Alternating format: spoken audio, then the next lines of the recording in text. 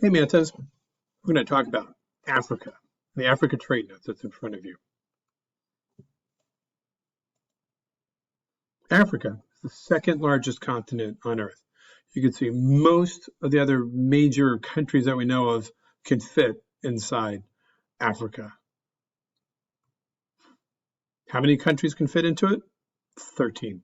The whole list here of everybody from China through Greece can fit into the area that takes up Africa.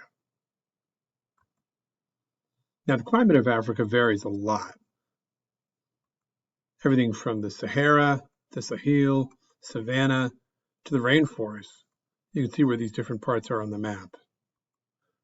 Northern African desert really makes up the Sahara, which a lot of us know.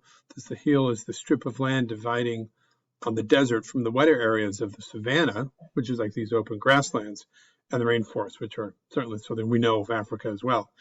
Africa includes a mountain, Kilimanjaro. It's located right about there. That's 19,341 feet high. So there's even snow right near the equator. Here's some images of what these look like. The Sahara, the Sahel, savanna, even rainforest. African climate. Now, extended family, more on your notes.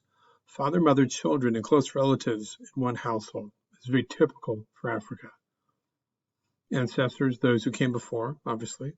Your parents, etc. You also have relatives from long ago. There's the other piece there. Men and women born 2 to 3 years apart form special ties. They're really friends from childhood. This is your age sets. Now the griot, which are the storytellers or part of this hereditary cast of people who do this, and they've been doing this for a long time, they entertain people with stories, poems, songs, dances, etc. They keep the oral histories of the tribe or village really alive. I'll let you guys do these videos on your own, but there's some cool stuff to see. Now, most important people to West Africans, extended families, the age sets, and the griots. Very important there. And ancestors. Now, Africa's mineral resources. Salt in the north and gold in the south. You notice when they say the south, they're not talking about South Africa down here. They're talking about salt in the north and the gold in the south, which really the trade that resulted from this salt and gold created the empires of Ghana and Mali. You can see we're cut off on that page, so pardon that. On the Empire of Ghana, it's AD 700 to 1100 really the first empire that controlled the trading routes.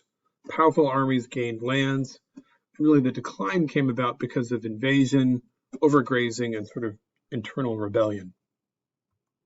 Now the Empire of Mali, on the other hand, the second major empire, Sunanita conquered Ghana. He controls the trade routes.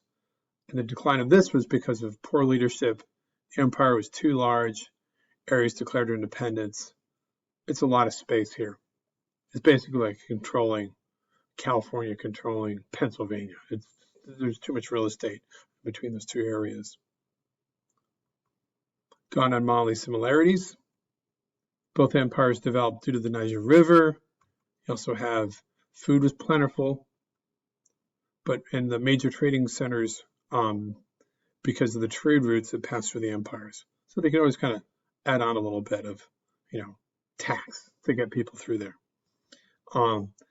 Mansa Musa, Mali's most famous Muslim ruler, went on a pilgrimage to Mecca, and he handed out gold. And the value of things, there's so much gold, it dropped by like 10 to 15%. And he really introduced the Mali Empire to the world.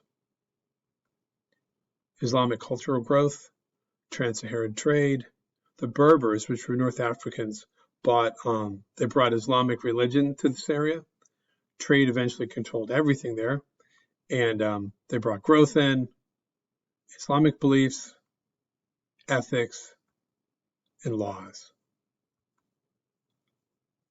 And that concludes our slide deck.